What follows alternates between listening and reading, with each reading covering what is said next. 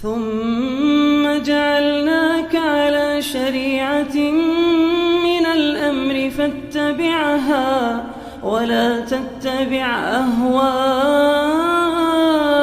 الذين لا يعلمون. بسم الله الرحمن الرحيم. الحمد لله رب العالمين والصلاة والسلام على رسول الله وعلى آله الطاهرين أجمعين. أما بعد أيها الناس اتقوا الله ما استطعتم واسمعوا وأطيعوا لعلكم ترحمون. Segenap muslimin rahimakumullah, kita lanjutkan penjelasan atau tafsir surat Abasa, surat yang ke-80 dalam urutan nomor-nomor surat di dalam Al-Quran dan merupakan surat yang ke-20 berapa kemarin? 24 ya. Ya, 24 menurut nomor urut turunnya surat-surat Al-Quran. Kemarin kita membicarakan ayat yang ke-11 dan 12 di mana Allah Ta'ala berfirman pada ayat 12 ini, A'udzubillahi minasyaitonirrajim, faman syaa dzakarahu. Begitu kalau membaca biasa, bukan tilawah. Tapi kalau membaca tilawah ya harus ta'awudz dulu. A'udzubillahi minasyaitonirrajim. Faman syaa dzakarah. Begitu bacanya ya. Tidak boleh seperti tadi, faman syaa dzakarahu. Jadi kalau belajar, dalam rangka belajar ya kita membacanya biasa. Jadi kata Allah, fa maka man siapa yang syaa menghendaki, siapa yang menghendaki, dzakarahu dia pasti mengingatnya. Ini dzakara ini fi'il madhi. Jadi saya kemarin keseleo lidah menerjemahkannya akan mengingatnya. Keliru ya, harusnya dzakarahu dia pasti mengingatnya.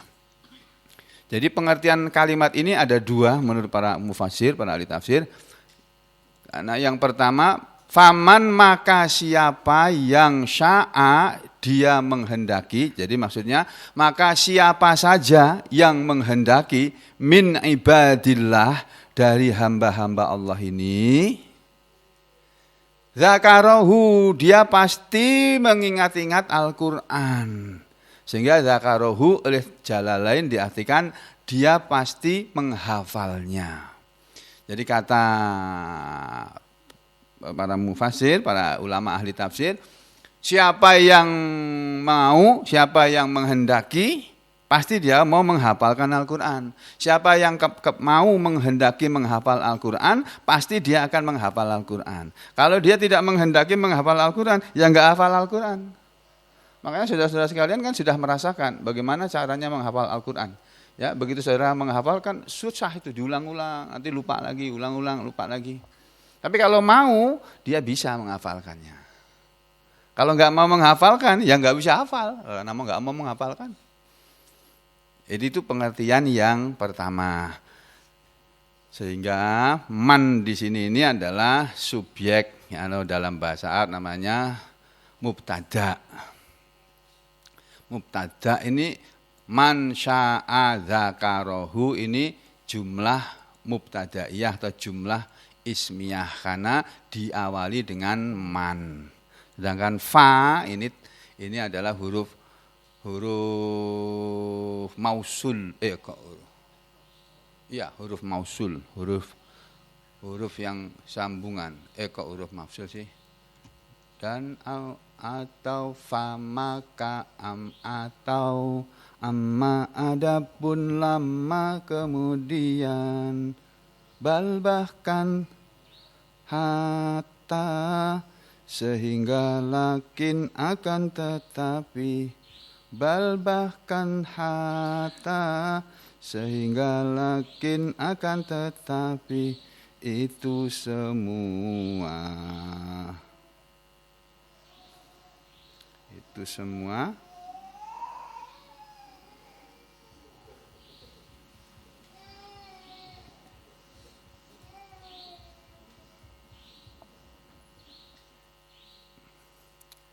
Huruf al-atfu dan artinya.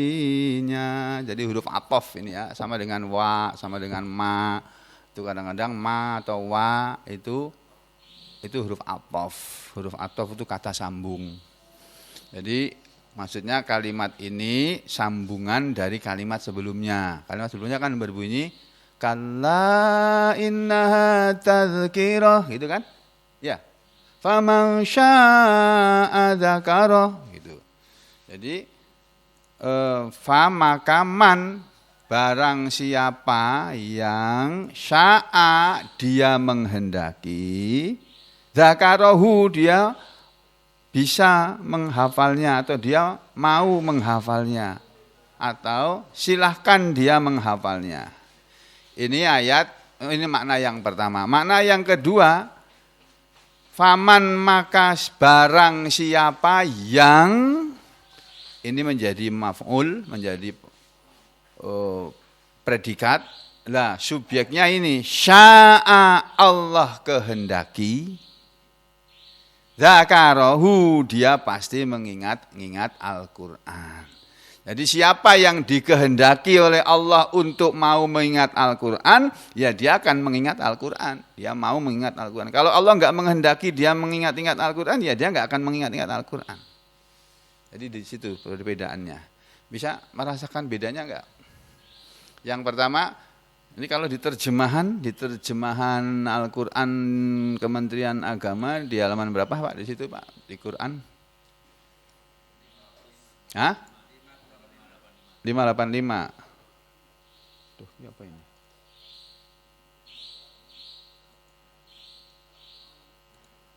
Lima, 85 ya. 585. Nah, ayat yang ke-12 ya. Ayat yang ke-12. Nah, ini. Dalam terjemahan Al-Quran Kementerian Agama ini diartikan, bahasa di belakangnya An-Nazi'at ya. Nah ini ya, di sini itu kelihatan tuh ayat yang ke-12. Maka barang siapa menghendaki tentulah dia akan memperhatikannya. Dzakarahu diartikan memperhatikannya. Kurang pas sebetulnya, zakara itu mengingat kok. Ya, tapi ya nggak apa-apa diartikan memperhatikannya karena itu termasuk salah satu maknanya, maksudnya. Jadi Kementerian Agama ini pakai tafsir yang pertama, yang versi 1, versi yang pertama. Maka barang siapa, artinya diantara kita hamba-hamba Allah ini, diantara manusia ini yang menghendaki, tentulah dia akan mengingat-ingat Al-Quran, akan memperhatikan Al-Quran. Tapi yang lain mengatakan, faman sya'a maka barang siapa yang Allah kehendaki, dzakarahu dia pasti mengingatnya, dia pasti memperhatikannya.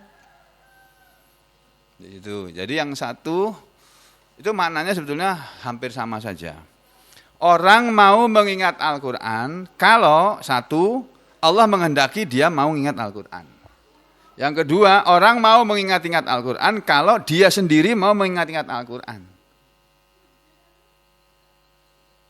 Halo? Bisa membedakan enggak ini? Hah? Ya, karepmu situlah, bisa apa enggak terserah itulah. Pokoknya begitu pengertiannya. Ya. Jadi kalau dalam tafsir ini kan begini nih Pak, Bu ya. Faman sya'a maka barang siapa dia menghendaki, dia siapa? Dia min ibadillah, dari hamba-hamba Allah, dari manusia ini. Menghendaki dzakarahu dia mau mengingatnya, dia mau menghafalnya. Atau dia mau mengambil pelajaran dengannya, dia mau mengingat dan memahaminya. Ini tafsir-tafsir yang kemarin. Tuh. Atau menurut Ibnu Katsir juga memakai tafsir yang versi 1 ini. Faman syaa'a dzakarallah. Itu, maka siapa saja yang mau ingat kepada Allah, dzakarahu, dia pasti mengingat Al-Qur'an. Gitu. Siapa yang mengingat kepada Allah fi jami umurihi, pada semua umurnya. Nah, tafsir yang lain ini yang disampaikan oleh Ibnu Abbas, tafsir Ibnu Abbas ini. Ai faman sya'allahu, maka barang siapa yang Allah menghendaki, barang siapa yang dikehendaki oleh Allah, ya, alhamahu, Allah akan mengilhami dia. Lalu wadzakarahu, dan akan mengingat-ingat Al-Qur'an, atau hafidho dzalika, menghafal Al-Qur'an. Jadi hanya orang yang dikehendaki oleh Allah bisa menghafal Al-Qur'an, yang bisa menghafal Al-Qur'an. Kalau tidak dikehendaki oleh Allah bisa menghafal Al-Qur'an, setengah mati dia menghafalkan, enggak hafal-hafal. Kenapa enggak hafal? 1, kemungkinan Allah tidak menghendaki dia menghafal Al-Qur'an. Kenapa Allah kok tidak menghendaki orang bisa menghafal Al-Qur'an? Karena dia masih banyak dosa. Jadi kalau orang masih banyak dosa, masih banyak berbuat maksiat, susah menghafal Al-Qur'an. Ya, susah memahami Al-Qur'an. Ya, terus kalau Allah kehendaki untuk hafal Al-Qur'an, dia akan mudah menghafal Al-Qur'an. Makanya kita diajari oleh Rasulullah untuk berdoa, Allahummarhamni bil Qur'an waj'alhu li imaman warzuqni tilawatahu ana al-laili wan nahar waj'alhu li hujjatan ya rabbal alamin. Itu doa sesudah membaca Al-Qur'an, ya. Jadi itu makna ayat yang ke-12. Lalu pada ayat ke-13 Allah berfirman mengenai Al-Qur'an itu sendiri. Fi suhufim mukarramah, ya. Fi, di dalam, suhufin, lembaran-lembaran, mukarramatin, yang dimuliakan. Perhatikan saudara, ini makna terjemah dari ayat ini. Fi, di dalam, suhufin, ini kata jamak dari bentuk mufradnya, bentuk tunggalnya itu sahifah. Nanti di belakang diterangkan. Nah ini, di mana ya, di tafsir yang di belakang. Nah ini, was-suhuf, ini kata tafsir Ibnu Abbas, ya. Was-suhufu, dan yang namanya suhufu itu adalah jam'u sahifatin, jamak dari kata sahifah. Kalau satu sahifatun, satu lembar. Kalau banyak lembaran, suhuf, lembaran-lembaran. Jadi ini suhuf itu bentuk kata jamak. Fi suhufin, ya, dalam tafsir Ibnu Abbas diartikan yakni Al-Qur'an itu fi suhufin, berada di dalam lembaran-lembaran, mukarramatin, yang dimuliakan. Jadi ini kalimat ini kalau dalam pelajaran ilmu nahwu bahasa Arab disebut kalimat atau jumlah mubtadaiyah, ya. Jumlah mubtadaiyah itu jumlah atau kalimat yang didahului oleh mubtada. Mubtada itu terdiri dari jumlah mubtadaiyah terdiri dari mubtada dan khobar, pokok kalimat dan anak kalimat atau subjek, predikat kalimat, subjek kalimat dan predikat kalimat. Tapi subjek dan predikatnya dua-duanya kata benda. Itu dalam bahasa Arab beda dengan bahasa Indonesia, ada 2 macam begitu. Kalau dalam bahasa Indonesia ya sama saja, nggak akan berubah. Tapi kalau dalam bahasa Arab merubah kedudukan setiap katanya. Jadi yang bisa menjadi mubtada di dalam sebuah kalimat jumlah ismiyah atau nama lainnya jumlah mubtadaiyah itu, kalau kita mau mengingat-ingatnya dalam bentuk lagu itu, yang menjadi mubtada nakiroh al-ma'rifat. Isim nakiroh, isim al-ma'rifat bisa menjadi mubtada.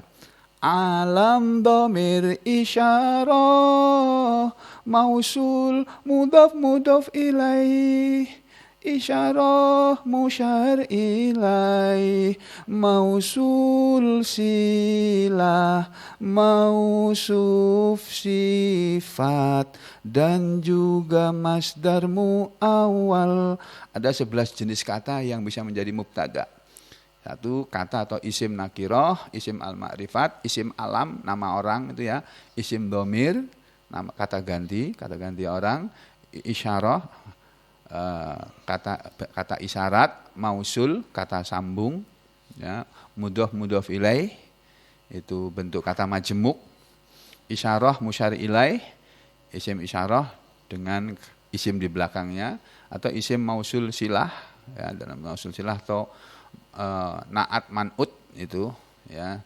Kemudian mausul silah atau dan mausuf sifat atau naat man'ut dan juga masdar muawwal. Hanya 11 macam itu saja. Nah, ini tidak termasuk ini ya. Fi suhuf ini tidak termasuk rupa-rupanya ini. Jadi mestinya di depannya tuh ada kata lagi. Jadi makanya ayat ini berhubungan dengan ayat sebelumnya kan. Kalla innaha tadhkirah faman syaa'a dzakara fi suhufim mukarramah. Nah, jadi yang berada fi suhufin mukarramah ini apa? Terjemahnya kan di dalam lembaran-lembaran yang dimuliakan. Di sini ada isim jamak. Isim jamak, yang mana sudah ada lagu saya nyanyikan lagunya kan, dianggap isim muannas. Jadi kalau di depannya ada isim jamak, kata benda jamak, lalu sifatnya disebut di belakangnya mukarramatin, ini jadi susunan kata mausuf sifat. Naat, ini man'ut. Ini sifat, ini mausuf. Mausuf adalah yang disifati atau man'ut yang diterangkan sifatnya. Lah, sifatnya itu atau naatnya itu mukarramah. Lembaran-lembaran itu karena ini kata jamak, maka sifatnya juga harus berbentuk sesuai dengan isimnya. Kalau isimnya jamak maka mudzakkar sifatnya muannas sifatnya. Jadi mukarramatin, bukan mukarramun, bukan mukarramin. Karena kalau mukarramin itu untuk mudzakkar, tapi mukarramatin untuk muannas. Nah, jadi apa yang disebut lembaran-lembaran yang dimuliakan? Ya tentunya yang di depannya di ayat 11 tadi. Kalla innaha tadhkirah. Ha, itu sesungguhnya dia apa? Udah lewat kemarin tafsirnya kan? Dia ayat-ayat Al-Qur'an ini, dia surat Abasa ini, dia Al-Qur'an ini seluruhnya. Itu Allah innaha tadhkirah adalah peringatan. Faman syaa'a dzakarahu, maka siapa saja yang mau dzakarahu dia bisa mengingatnya, atau maka siapa saja yang Allah kehendaki dia pasti bisa mengingat Al-Qur'an atau menghafal Al-Qur'an. Nah, Al-Qur'an itu tadi fi suhufim mukarramah, berada di dalam lembaran-lembaran yang dimuliakan. Apa yang dimaksud dengan lembaran-lembaran yang dimuliakan? Tafsir Ibnu Jarir At-Tabari mengatakan, yakni fi suhufi mukarramah, maksudnya fil lauhil mahfuz. Al-Qur'an yang kita baca setiap hari itu cuma salinannya saja. Yang saudara baca di bukunya masing-masing itu, di kitab Al-Qur'annya masing. Itu salinannya. Itu bukan Al-Qur'an itu. Al-Qur'annya mana? Al-Qur'annya itu ghaib, enggak kelihatan. Nah, aslinya naskah aslinya ada di mana? Ada di Lauhul Mahfuz sana. Lauhul Mahfuz itu apa? Lauhul Mahfuz itu artinya menurut segi bahasa, al-lauh itu artinya papan tulis, al-mahfuz itu artinya yang terjaga. Tuh. Ada surat itu. A'udzu billahi minasyaitonir rajim. Bismillahirrahmanirrahim. Wasama'i dzatil buruj, atau wasama'i dzatil buruj buruj. Gitu. Kalau qari yang lain bacanya begitu. Wassama'i dzatil buruj wal yaumil maw'ud wa syahidin wa mashhud qutila ashabul ukhdud an-nari dzatil waqud idhum 'alaiha qu'ud wa hum 'ala ma yaf'aluna bil mu'minina syuhud wa ma naqamu minhum illa an yu'minu billahil azizil hamid alladzi lahu mulkus samawati wal ard wallahu ala kulli syai'in syahid innal ladzina fatanul mu'minina wal mu'minati thumma lam yatubu falahum adzabu jahannam wa lahum adzabul hariq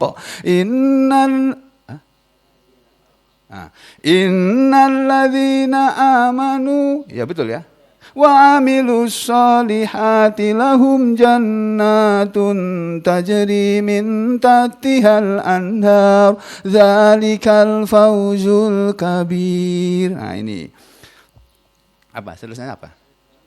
Inna batsha rabbika ya. Inna batsha rabbika lasyadidun innahu huwa yubdi'u wa yu'idu wa huwal ghafurul wadudu Dzul arsyil majidu fa'alun lima yurid. Enggak kuat suaranya ya. Jadi inna batsha dan seterusnya. Terus apa di belakangnya?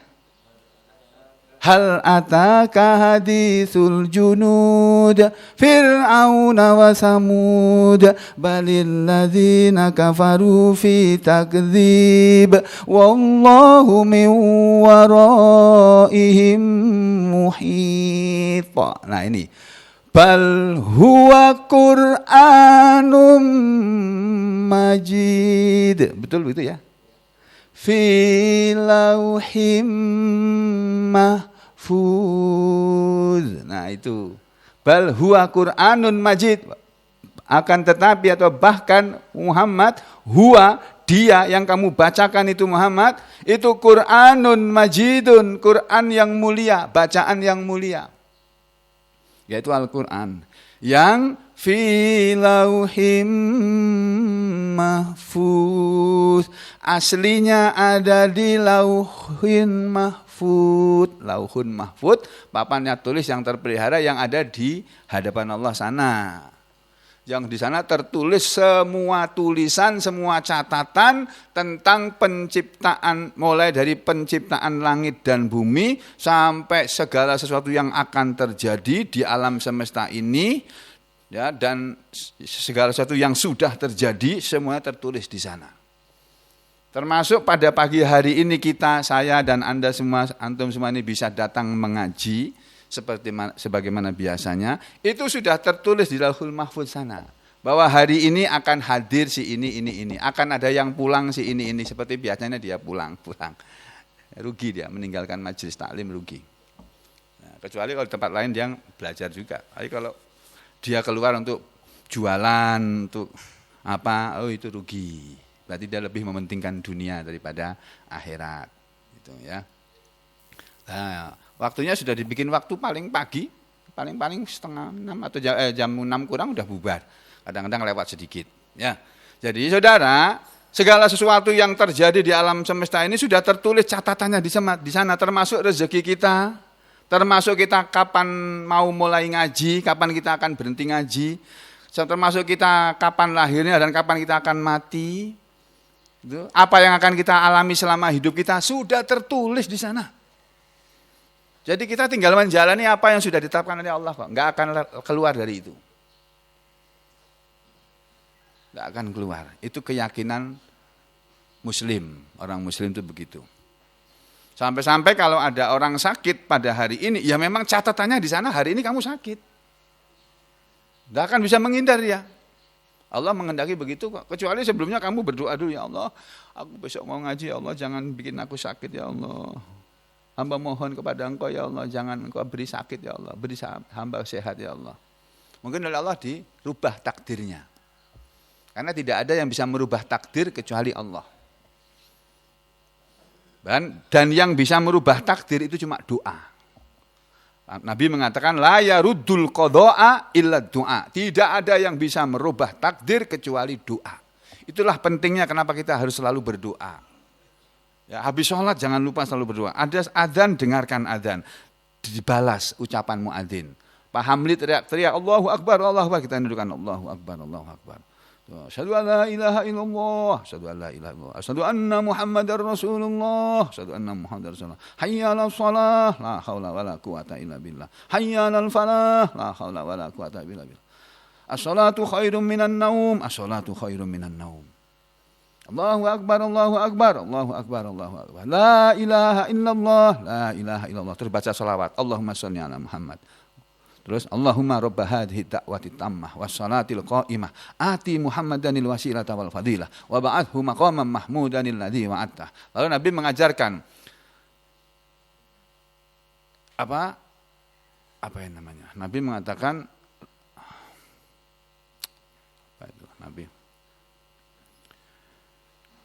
doa yang tidak ditolak oleh Allah itu adalah doa yang diucapkan oleh seseorang antara adzan dan qomat. Salah satu doa yang mustajab, yang sangat besar kemungkinannya dikabulkan itu doa orang yang diucapkan di waktu antara adzan dan qomat. Habis kita baca doa, habis kita berdoa. Apa yang saya perlukan sekarang ini? Saya sakit nih, berdoa. Allahumma shfi nafsi atau Allahumma afini fi badani, Allahumma afini fi sam'i, Allahumma afini fi basari. Itu Allahumma rabban nas adhibil ba'sa wasfi anta syafi la syifaan illa syifa'uk syifaan la yughadiru saqama. Terus aku hari ini perlu duit. Allahumma inni as'aluka duit. Nah, itu. Bahasa Arabnya enggak tahu. Misalnya itu ya, Allahumma inni as'aluka fulus. Boleh, siapa yang melarang, itu doa kok. Asal jangan minta yang haram aja. Ya, jadi berdoa begitu. Terus terang aja. Allah senang kok sampai terus terang itu senang sekali. Ya.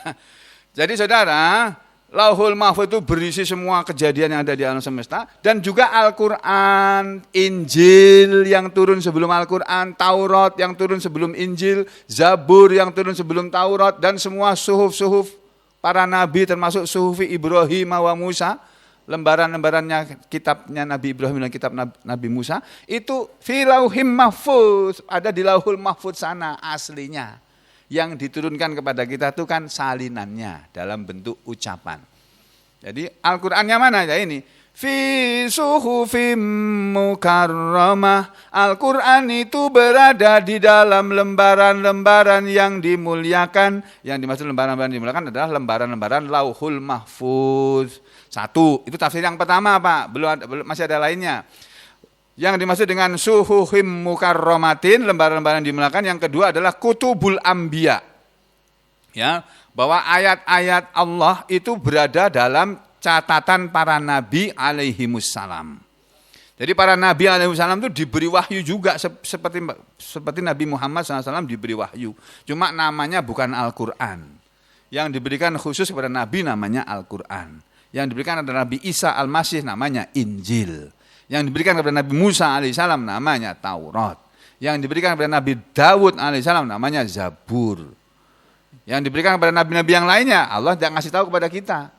Tapi semuanya adalah kutubul anbiya, kitab-kitab para nabi alaihimussalam. Itu berada ya, ayat-ayat Allah itu, al-ayatu ayat-ayat Allah seperti juga ayat-ayat dalam surat Abasa ini berada juga di dalam lembaran-lembaran para nabi, kitab-kitab para nabi. Daliluhu, dalil yang menunjukkan kepada tafsir ini adalah qauluhu ta'ala, firman Allah Ta'ala sendiri dalam Al-Quran surat Al-A'la itu. Inna hadza lafis suhufil ula suhufi Ibrahim wa Musa. Masya Allah, susunan kalimat Allah memang sempurna, Masya Allah ya.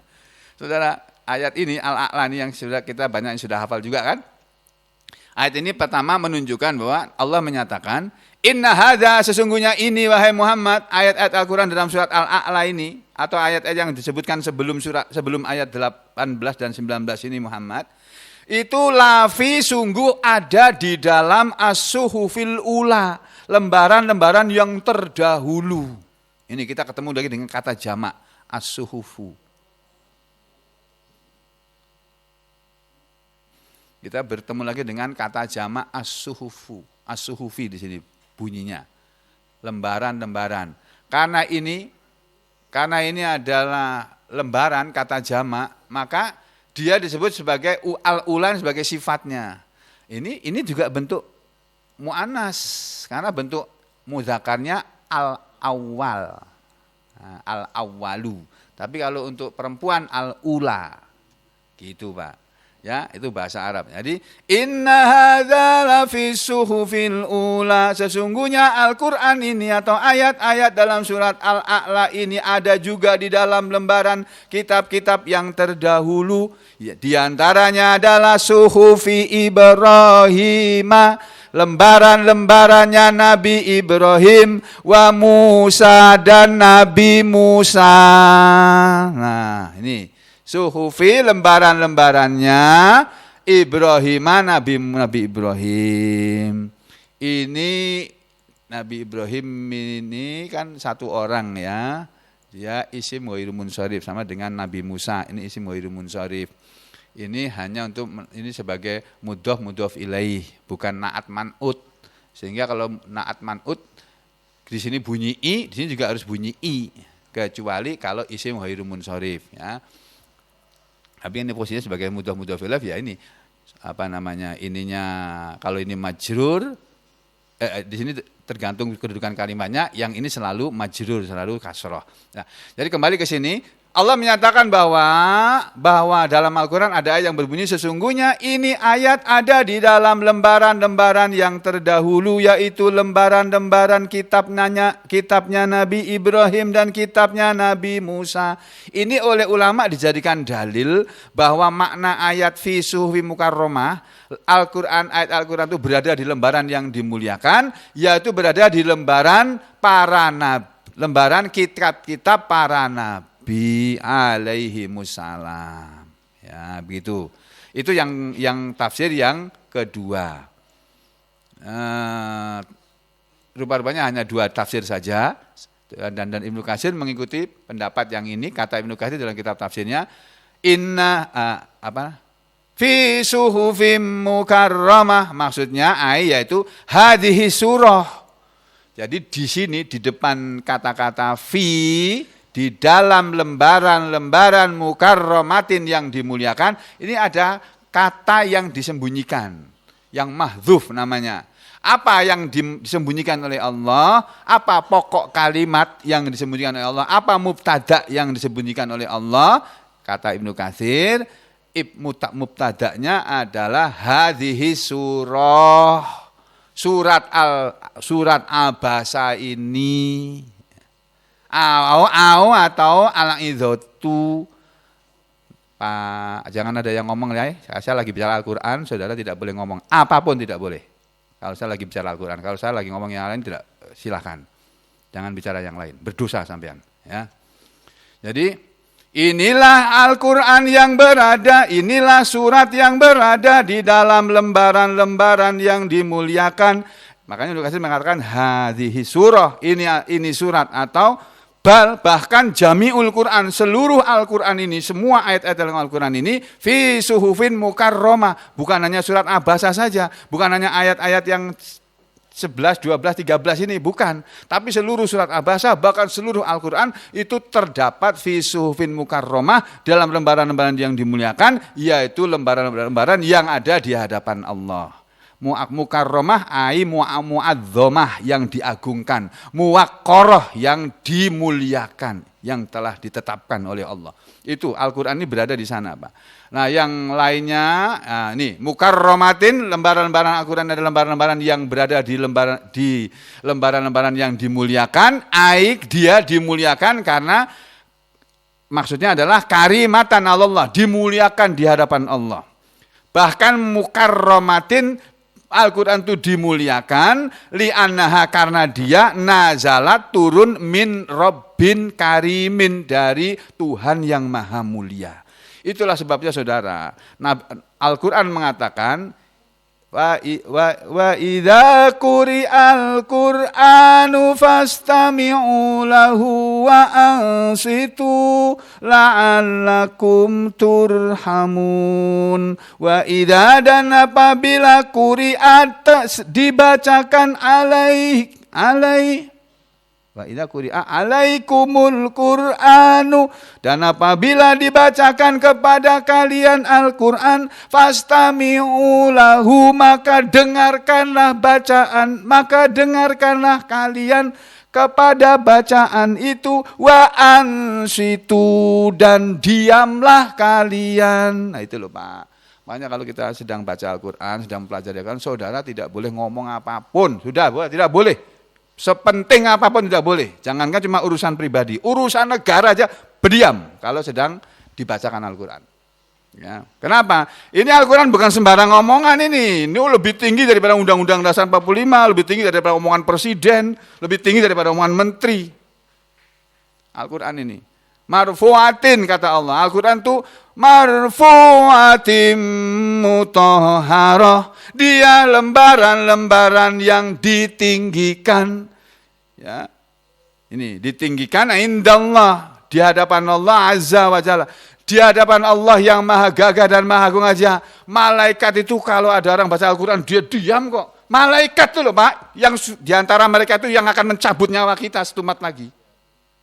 Itu memuliakan Al-Quran itu kalau sedang dibaca. Kalau kita lagi baca Al-Quran, malaikat dengar tuh, turun dari langit dia. Dia mendengarkan. Setiap ada orang baca Al-Quran, malaikat itu turun dari langit mendengarkan.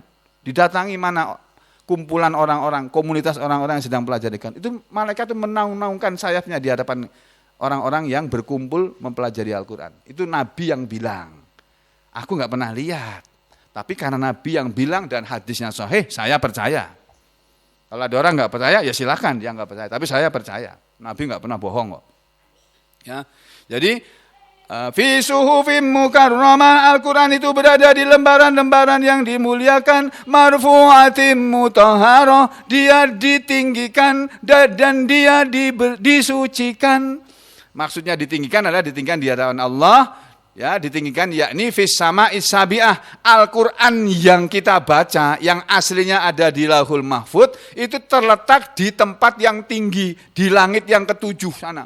Langit yang ketujuh, di atasnya sana baru ada Lauhul Mahfuz. Ada Sidratul Muntaha, di situ juga ada Lauhul Mahfuz. Papan tulisnya Allah. Ibaratnya kalau seorang kepala sekolah, ya, atau kepala dinas, atau kepala direktur rumah sakit, atau menteri, atau presiden, itu selalu punya papan tulis yang di situ tertulis mengenai apa saja program-program seorang presiden, program-program seorang menteri, program-program seorang kepala dinas, program-program seorang bupati, wali kota, gubernur. Punya program dia, 5 tahun ke depan apa yang akan dilakukan. Mestinya kan begitu yang baik. Oh, tahun pertama aku akan mengurusi masalah ini sesuai dengan janji kampanyeku dulu. Ya, yang ke tahun kedua, ini ketiga, ini keempat, ini kelima, ini. Kepala sekolah juga begitu, punya catatan dia. Papan tulis jumlah murid sekolahnya berapa, gurunya ada berapa, terus kurikulumnya apa saja. Kan itu. Nah, itu kayak gitulah kira-kira kalau di hadapan manusia. Allah juga punya yang kayak begitu. Namanya Lauhul Mahfuz. Cuma keistimewaannya Lauhul Mahfuz adalah segala sesuatu yang sudah terjadi, yang sedang terjadi, dan yang akan terjadi sudah tertulis di sana. Itu bedanya dengan papan tulis yang ada di sekitar presiden, yang ada di sekitar gubernur, bupati, wali kota, kepala dinas, kepala sekolah, ya, rektor, kemudian dekan fakultas. Itu mereka cuma sekupnya kecil saja, satu fakultas saja, atau sekup universitas, atau sekup negara. Ini Allah sekup alam semesta ini. Jadi Lauhul Mahfuz itu. Jadi marfu'atin artinya Al-Quran itu ditinggikan, aliyatin, Al-Quran itu tinggi. Marfu'atin fil makan, tinggi dalam kedudukannya. Ya, juga wayajuzu, dan boleh juga dimaknai marfu'atin marfu'atil qadri, tinggi dalam kemuliaannya. wal manzilati dan kedudukannya indallahi ta'ala. Itu tafsir dari marfu'atim mutahharah. Nah, yang mutahharah Al-Quran itu disucikan, maksudnya la yamassuha ilal mutahharun. Tidak boleh menyentuh Al-Quran kecuali mereka yang suci. Ini dari ayat ini yang tersebut dalam surat Al-Waqiah itu la yamassuhu illal mutahharun, gitu ya. Ya, ada ya. Nah, ayat begitu, tidak bisa menyentuh Al-Quran kecuali mereka yang suci, yaitu para malaikat. Kalau diartikan tidak bisa menyentuh Al-Quran yang sebenarnya yang ada di Lauhul Mahfuz, itu yang tidak ada yang bisa menyentuh Al-Quran yang ada di Lauhul Mahfuz sana kecuali para malaikat yang suci. Kalau diartikan Al-Quran itu adalah mushafnya, dan ini yang dipahami oleh Imam Syafi'i, oleh mazhab Syafi'i, tidak boleh menyentuh Al-Quran kecuali mereka yang punya wudu. Tidak punya wudu tidak boleh pegang Al-Quran. Itu Imam Syafi'i, mazhabnya begitu. Nah, itu memang itu baik itu. Memang sebaiknya kalau kita mau baca Al-Quran wudu dulu. Ini barang mulia kok yang kita baca ini. Kalau baca surat presiden nggak usah wudu dulu nggak apa-apa. Sambil maaf sambil berak baca pun boleh. Oh, saya aduh aku dapat SK nggak enak ini. SK dipecat. Waduh, dibaca sambil maaf sambil berak nggak apa-apa. Tapi kalau Al-Quran saudara baca sambil berak berdosa sampean. Sambil kencing baca Al-Quran tidak boleh. Gitu ya. Jadi Al-Quran itu marfu'atim mutahharah, dia ditinggikan, dia disucikan, ditinggikan karena kedudukannya yang tinggi dan karena Al-Quran adalah sesuatu ajaran yang tinggi. Nggak ada yang mengalahkan tingginya daripada yang lain-lainnya. Ya, dan yang mutahharah Al-Quran itu disucikan, ya ini tidak bisa menyentuhnya kecuali orang-orang yang suci atau para malaikat yang suci. Wahumul malaikah, dan mereka yang suci adalah para malaikat. Kalau Ibnu Katsir mengatakan mutahharah Al-Quran itu disucikan, maksudnya disucikan mutahharah minad danas, dari sesuatu yang kotor, wa ziyadati wan naqsi, dan dari tambahan dan dari pengurangan. Jadi Al-Quran yang kita baca, yang diwahyukan oleh malaikat Jibril kepada Nabi Muhammad SAW, itu di Lauhul Mahfuz itu bunyinya juga seperti itu. Tidak ada tambahannya, tidak ada kurangnya. Persis seperti itu di sana. Ya, kemudian yang lainnya, tafsir yang lainnya ini tafsir Ibnu Jarir, wa huwal marfu' sudah diterangkan di atas sana tadi ya. Al-Quran itu tinggi, ya. Kemudian al-mutahharah disucikan, maksudnya al-mutahharu indallah, disucikan di hadapan Allah sana. Ini tafsir Ibnu Jarir. Kalau tafsir Jarir lain mengatakan Al-Quran itu disucikan, maksudnya munazzahatin, disucikan an masis syayatin, dari sentuhan setan. Jadi ajaran Al-Quran itu tidak akan dicampuri oleh tangan-tangan setan. Setan tidak bisa, Pak, mengubah-ubah Al-Quran, tidak bisa. Oh, dia mendengar orang membaca Al-Quran, dia takut kok, lari dia. Ya. Jadi begitu, lalu disimpulkan oleh ahli tafsir yang ini, yang berwarna hitam ini, wa hadhihi suhuful ilahiyah, yang dimaksud dengan fi suhufin mutahharah, fi suhufin mutahharah, fi suhufin mukarramah marfu'atin mutahharah, itu maksudnya wa hadhihi suhufil ilahiyah, dan lembaran-lembaran ketuhanan ini, ya ini lembaran-lembaran ayat-ayat Al-Quran, ayat-ayat suci Allah, itu mu'adzomatun, diagungkan, muwaqqaratun, dimuliakan, aliyatul qadri, tinggi kedudukannya, mutahharatun minan naqais, disucikan dari segala kekurangan, wala tasubuha, dan tidak ada yang bisa menyerupai Al-Quran itu ad-dolalatu, kesesatan. Kesesatan tidak bisa menyerupai Al-Quran. Ajaran yang sesat justru dibongkar dalam Al-Quran dengan sejelas-jelasnya. Makanya kalau orang tidak belajar Al-Quran, dia tidak akan bisa membedakan mana yang benar dan mana yang sesat, mana yang hak, mana yang batil, ya, tidak bisa. Kalau orang sudah ngerti Al-Quran baru bisa. Ya. Lalu ayat yang ke-15, bi'aidi safaroh, Al-Quran itu di tangan orang para malaikat, bi'aidi, di tangan, safarotin, para malaikat. Nah, nanti diterangkan di sini, bi'aidi, di tangan safarotin. Safarotin, kata-kata safarotin adalah jam'u safirin, kata jamak dari yang kalau satu safirun. Safirun bisa berarti orang yang safar, bisa berarti orang yang bolak-balik gitu, ya. Nah, yang dimaksud adalah wa humul malaikatul kiram al-katibun. Mereka adalah para malaikat yang mulia-mulia al-katibun yang selalu menulis amal-amal manusia ini, diantaranya bentuk kata tunggalnya dari safaroh adalah safirun. Ibnu Katsir juga mengatakan safaroh itu hiyal malaikah, mereka adalah para malaikat. Tapi ada tafsir yang lain, safaroh ini adalah mereka adalah ashabu Muhammadun, sahabat-sahabat Nabi Muhammad sallallahu alaihi wasallam. Ada lagi yang mengatakan safaroh itu adalah humul qurra, mereka adalah para ahli-ahli qiraah, para qurra, para penghafal Al-Qur'an, para jago-jago baca Al-Qur'an. Ya, ini keterangannya panjang, besok disambung lagi insya Allah. Dan saudara sekalian, sebagaimana tadi sudah saya sampaikan, kita akan menunaikan sholat ghaib. Ada salah seorang teman saya mengaji sejak awal, ya, beliau adalah Ustadz Dr. Andes Supardi. Waktu saya kuliah di kedokteran, dia kuliah di Fakultas Keguruan. Kemarin beliau meninggal dunia, ya. Sebelum meninggal dunia, dia menulis di WA-nya begini, sewidak wis wayahe tindak. Umur sudah 60 tahun, sudah waktunya pergi. Kemana kalau tidak ke kuburan? Sudahkah Anda berbekal dengan bercandakah atau beramal soleh? Beberapa hari sebelum meninggal nih. Sekarang beliau sudah meninggal, teman saya sama-sama mengaji, umurnya sama dengan saya, 60 tahun. Tapi beliau sudah mendahului kita karena beliau orang baik. Saya belum mati-mati karena saya masih belum baik. Masih suka syarik sama sampean. Kalau Sidin ada pernah syarik ini orangnya ini, Masya Allah. Kayak Ustadz yang ngajar kita Quran itu siapa? Ustadz Arsad. Ya, Ustadz Arsad. Itu beliau nggak pernah marah kalau ngajar sama murid-muridnya, ya kan? Walaupun bacaannya salah, nggak pernah marah. Masya Allah. Kalau aku, marah aku. Makanya aku nggak mati-mati. Belum waktunya mati karena masih jelek. Amalannya belum cukup bekalnya untuk sowan Gusti Allah.